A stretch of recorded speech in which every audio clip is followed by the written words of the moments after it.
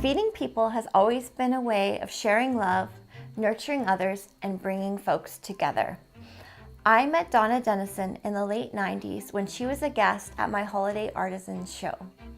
Since then, I have had the honor of watching her grow her business, Little Creek Dressing, in the most ethical way. Donna is an incredibly hard worker, a dreamer, a storyteller extraordinaire, and an inspiration. Please join us as we visit Donna at her home, which she shares with her partner Dale, who is an organic farmer and musician. I'm Kerry McLeod. Welcome to The Makers.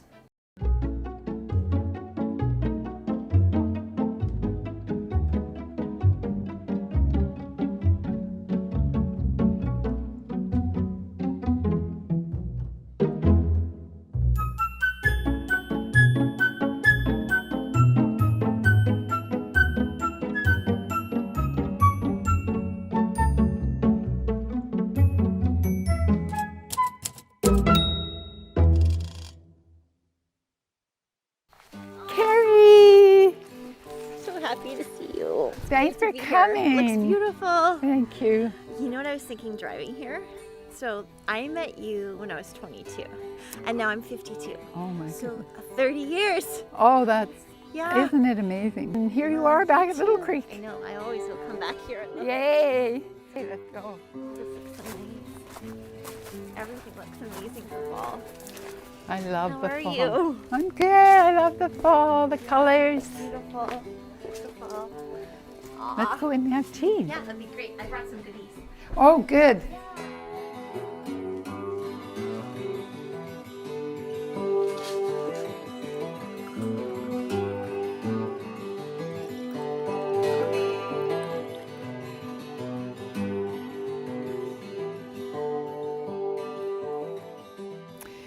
Well, I came from Summerland to our family property here that my great aunt and uncle bought in 1947, and my dad and mom bought it in 1969. And in Summerland I was a potter, and we moved here, and my husband Dale is an orchardist, so we were going to plant an orchard.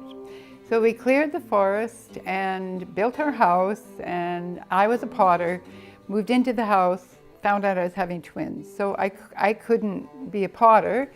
So I had to figure out other ways to support the farm and make a living. So I worked off the farm for quite a few years, and as we built the business a bit for the farming, Dale grew salad greens and lots of vegetables. And I just wanted to be at home with my girls. So I thought, you know what? I'm going to bottle this dressing I made in a jar for so many years that everybody loved.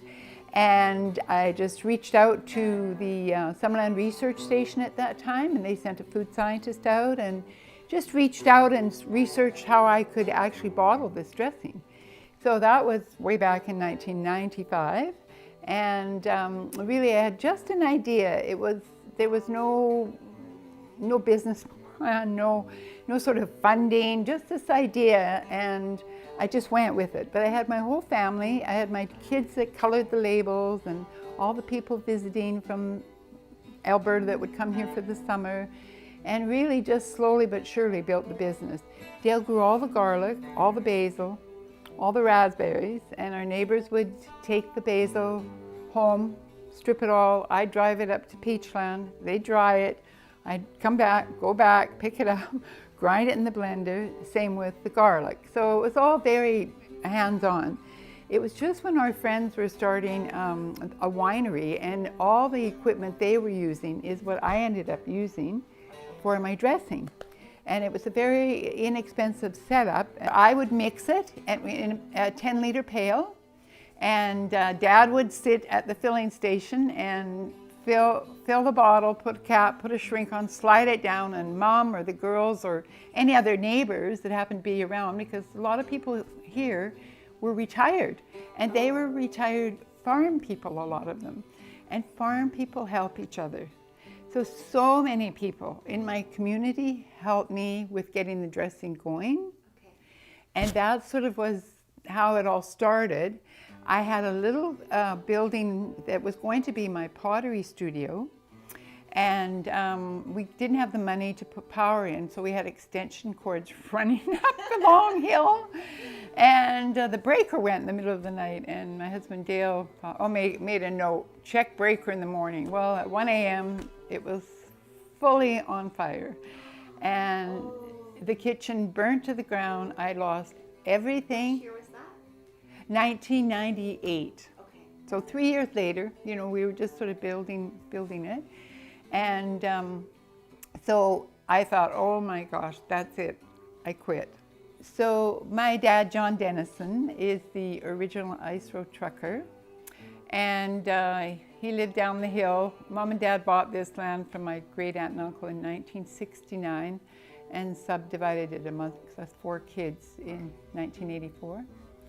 And Dad, John Denison, came up the hill and said, so kid, I hear you've had some bad luck.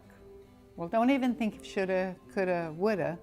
What do we need? Let's get going. He was the original ice road trucker, so you never give up. So there's a book written about him called Denison's Ice Roads. He was doing the ice road trucking in the 1960s. Somebody just needed freight taken to the gold mines, and he did it.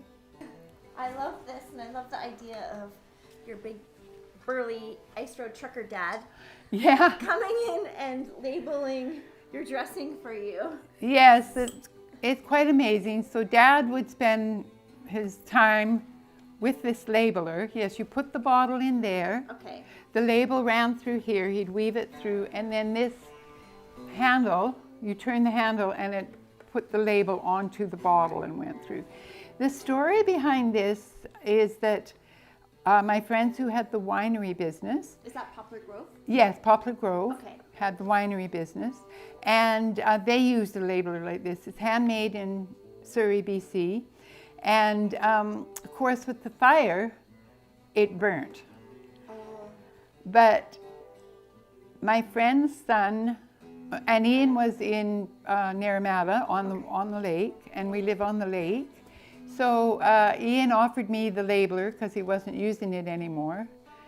So my friend's son was taking his float plane license and needed to put in hours. So I went down to the lake, got in the plane, we flew to Naramata, landed the plane on the lake. Ian waited out with this labeling machine, handed it to me. To the plane. And I flew back to Little Creek so we could get back in production. And it was so amazing because all the neighbors rallied together, and we're just 2 kilometers north of Lake Okanagan Resort, and I used to work there. And in the winters, they didn't use their facilities, their kitchens, and they let me use their kitchen free of charge. After the fire. After the fire. Oh. So we just took everything over there. We just started all over again. And again, just persevered and just had so much support. And I did have a little bit of insurance. So my son, Juby Steinhauer, who was a builder, was living here on the land and expecting his first child, home birth. And so he ended up building the new kitchen for me, which was perfect because here he was at home, ready in case the baby came, and he built the new kitchen. And so how long were you actually doing production at Lake Okanagan Resort? Like just a small amount? It was just for a short time. I also, believe it or not, set it up at the Girl Guide camp, which is beside us because it's certified kitchen, and just sort of moved it wherever I could. And then September of 1998, we had our first run, and my uncle and aunt were here. It was Mom, Dad, my aunt and uncle. We did our first run of Little Creek dressing in the new building. So and how many bottles did you do? Do you remember? I don't remember. Probably, half a dozen cases. Okay. And I was fortunate that I was ahead of the curve in a lot of ways. And our farm is certified organic. Dale was the first certified organic grower of salad greens in the Okanagan. And that was part of my inspiration to bottle the dressing, because the government was saying do value added. And my value added was, yes, we did take all the garlic, we grew the basil, and raspberries because I made all the vinegars. Oh, okay. And it went so well on his salad greens. So, but, you know, and I did start to get a few orders, and I did some cross marketing down at Granville Island with other friends that grew salad greens, and so much of my business evolved because of all the support I had from all these people, like a community. A community. People with the same vision.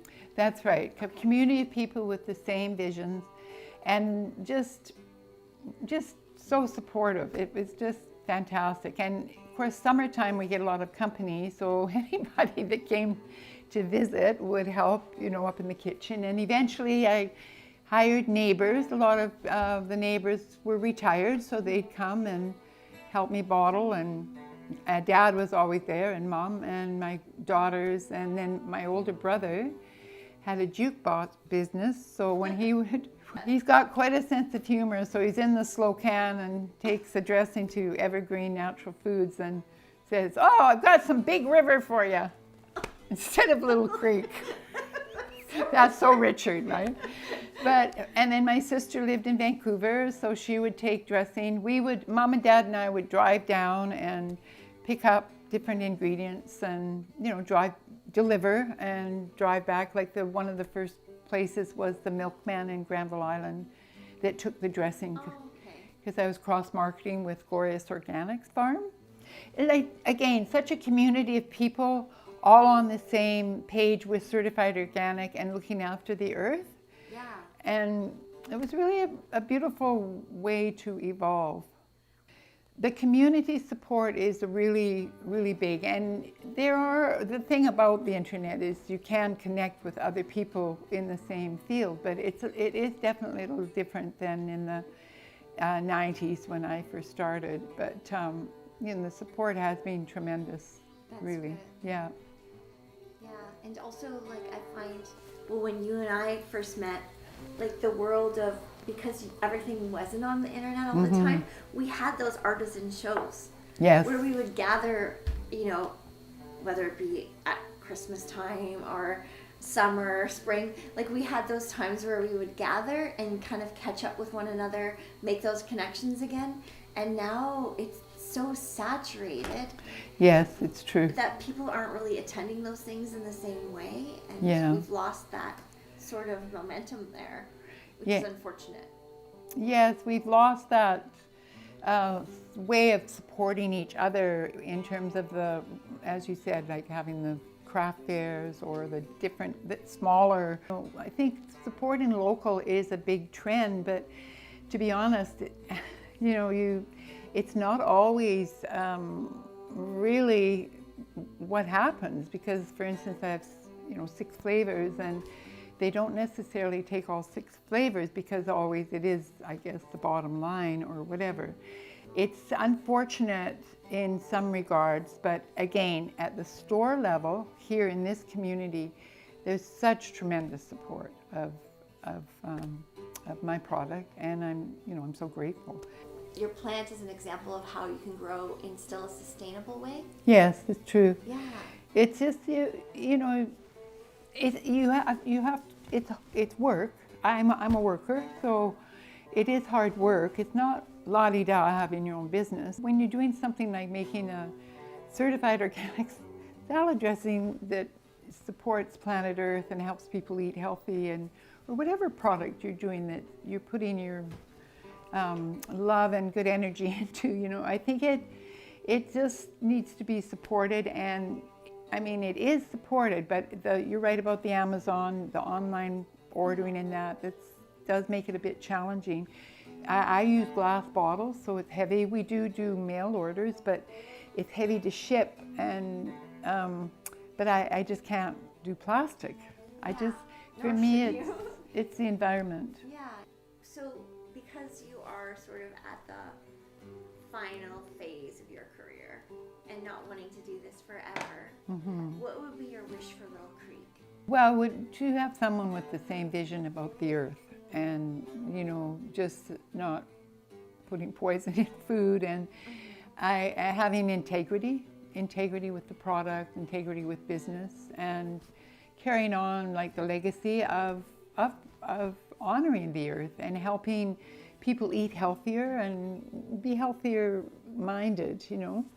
So yeah, it would have to be someone that shared a vision. Has to be someone that cares about the earth and can see moving forward that is really, really important. That would be, I mean, I have wonderful staff right now as well, and just to work together would be really, really wonderful for sure. Yes, it's true. I sort of had my own cooperative of family. Like even my grandson did demos in Vancouver, Victoria for me. Yeah, my husband did demos. The girls did all my twins did all the Instagram, and my son ran my business for 6 years. And my grandsons worked in the business, and really, that might be harder now for families because of the just the way things are in the world. Sharing businesses or having a co-op of some sort would, if you could work out the logistics of it, that would be great, for sure. It's a matter of just finding like-minded people and people with integrity and on the same journey, I suppose. Yeah. My friends in Nepal gave me their business card, and I thought it was so cute. It said, from the Academy of Everything is Possible. Keep on going, just keep going. And I followed my intuition, and that really for me worked. Like if you follow your gut or your intuition, and just also very mindful of how I grew the business. Yeah. To be raised by an entrepreneur like Dad, and my brothers were entrepreneurs, and I didn't have a lot of fear or fear of that I wasn't doing something good enough or acknowledged enough in terms of that whole thing. Validated. When I grew up, it was like the 60s, so I was sort of and in the West was different than the East, because women in the East had careers, went to, we were still a farming community out West. And I remember, at school, you took a business course or matric, so you'd go to university. It was just sort of the beginning of women, I feel, near the beginning of women going into university to have a career, like a teacher or a nurse. Gender specific in that regard. Like they never said go in for doctor. Yeah, that's good. I'm happy to be an inspiration. I think that's a gift in life, to be able to be an inspiration or somehow, uplifting or encouraging for others. That's really important to me. And be healthy. You have to look after yourself, because in this day and age too, it seems like there's a lot of toxics in food and stuff. So I think you have to look after your health, which also includes going for a walk, or it's really about sharing. And actually, because this place is so special, I just really want to share, because so many people don't have I'm so fortunate that I live on the lake. Beautiful property, beautiful garden. You can be in the trees, you can be in nature, you can stand with the hummingbirds, Exactly, yeah. So I really want to share that. So last year was a very intense year, of course, with the fires. And the fire just raged through West Side Road, burnt the resort, burnt the park, and stopped at the fence line of our property. The wind stopped, and this is partly why the fire stopped. Also, I feel this land is very special, and my brother and his wife had stayed behind and watered, and the fire crews did come in, and because they could set up here at our land. It's hard to set up in other areas, but yeah, the fire just raged through and miraculously stopped. The fire, the fence is burnt, the trees are burnt, and our property is safe, and I'm beyond grateful for that. Yes, I do feel like this property is very special and protected, and that's why I want to share it. So people, you do. Yeah. One of my favorite places to come. Thank you. Thank you.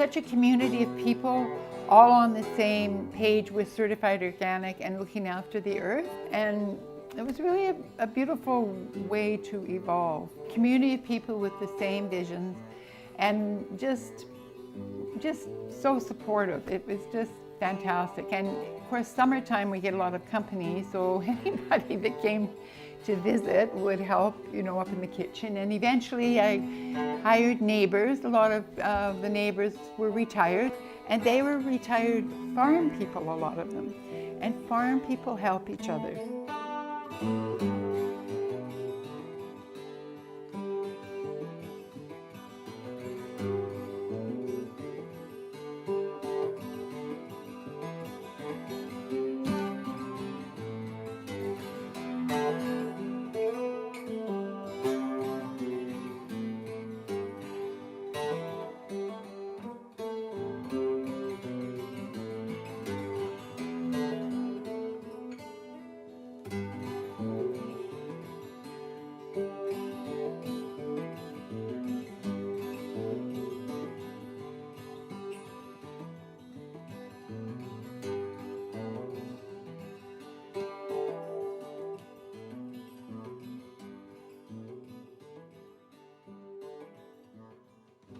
Little Creek has been my happy place to visit for many years.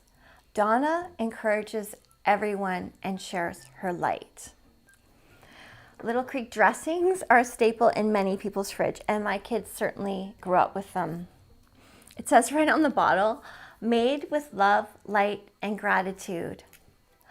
Everything Donna does is made with love, and that is probably why I fondly call her my fairy godmother.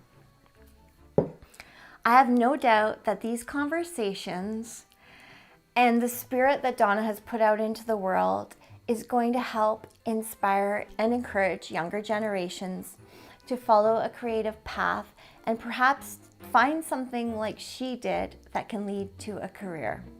Thank you for joining us for this segment of The Makers.